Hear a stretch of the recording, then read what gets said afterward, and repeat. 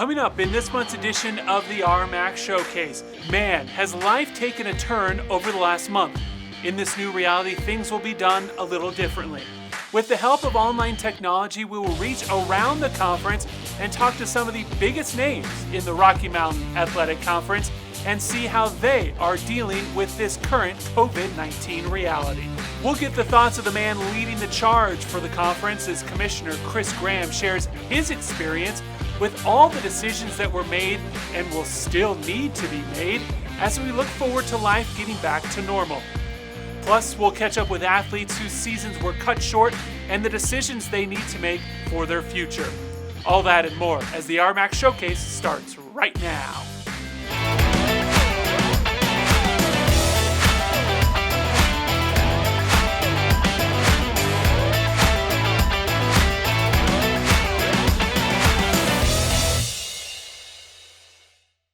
Welcome to Colorado Springs and this month's edition of the RMAC Showcase.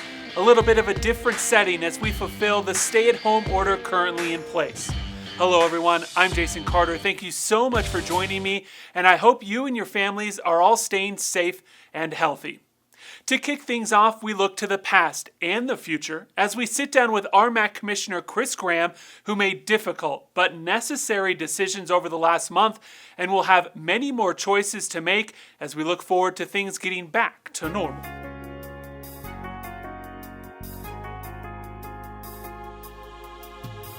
Some of the immediate ones, which have been managed both at the national and the conference level, have been, what can coaches do with student athletes right now? As soon as the news came out that the NCAA was going to cancel spring championships, we had to determine what can coaches do with current student athletes. Should they be allowed to continue working with them? The eligibility of student athletes. So whether it's an incoming prospective student athlete, a high school senior, or our own student athletes, how do we manage their academic records when a pass-fail assessment's being given to the class as opposed to a grade letter?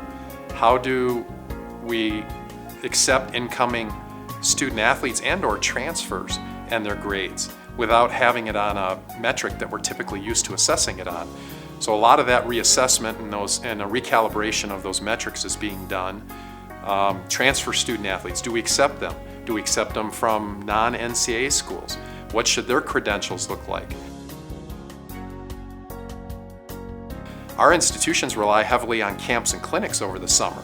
So now, do we permit them to have camps and clinics? And at this time, they're not permitted to do so. That dead period and the camp and clinic prohibition goes through the end of May. We certainly hope, and as does everyone across the country, hope that some of the restrictions nationally and statewide will be lifted in order to allow us to get back to a little bit of normalcy. But we do have to take their guidance, and we will continue to do so. But if those camps and clinics can't occur, well then the individual one-on-one personal contact that a coach is having, either through the camp or clinic or through the normal recruiting process, isn't going to occur. The Rocky Mountain Athletic Conference President's Council has the final say on everything that occurs. As of now, we plan on having a full fall sports season. But in order to accommodate and adjust for any changes that occur, we will start first and foremost with the information that comes from the CDC. The majority of the RMAC institutions are public institutions, so they're guided by state regulations. All membership organizations, especially those in athletics, are membership driven, so we feed off of the responses and the needs that our membership have. And as they follow the CDC and the state orders, that will absolutely guide the decisions we have on how we start sports back up in the Rocky Mountain Athletic Conference.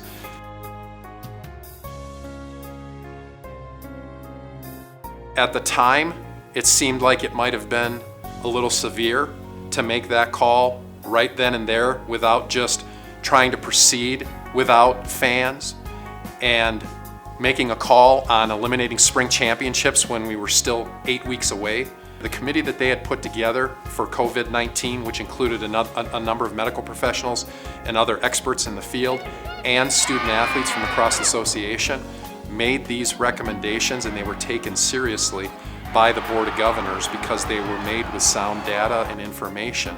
And at the end of the day, we're here to protect the health and safety of our student athletes. And for that reason, the right decision was made. Thank you, Chris, for your time. That was only a portion of the time we had with Mr. Graham. If you would like to see more of the interview, we will make that available on the RMAC YouTube page. Coming off a national runner-up finish, the Colorado Mesa baseball team was looking to take that next step this season. And with most of their roster back, they were off to a great start.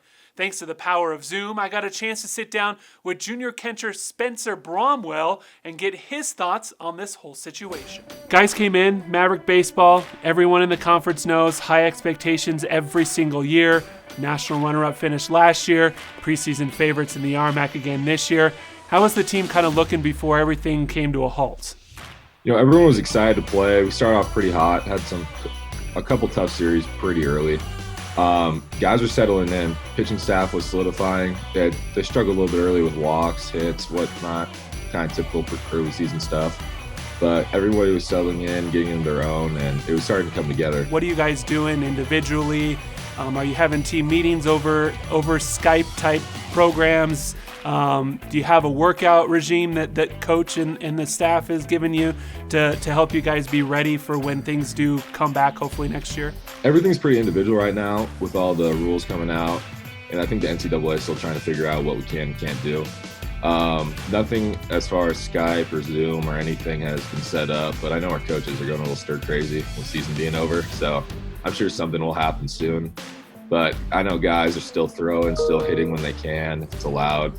And, everyone's just kind of getting that itch to play, but unfortunately, we got to wait a year to do it. I guess one positive, if we want to call it that, from this whole situation is not long after they canceled everything, the NCAA made the decision to give spring sport athletes another year of eligibility, which I think is probably fair. You guys were only, about 20% or so through your season when it was all said and done.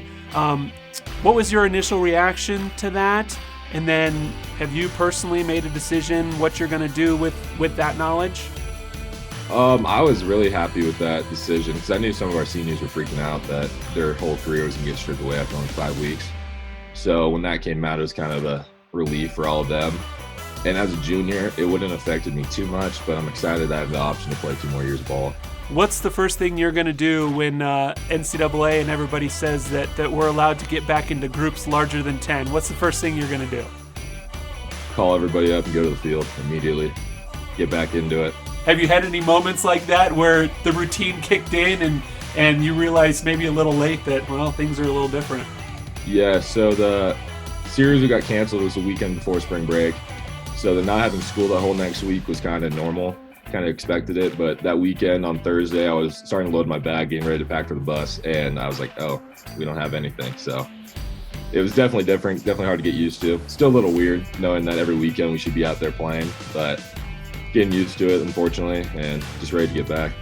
That's only the beginning. Coming up, a couple of players of the year who are doing everything they can to keep their MVP form alive. We'll be back after this timeout.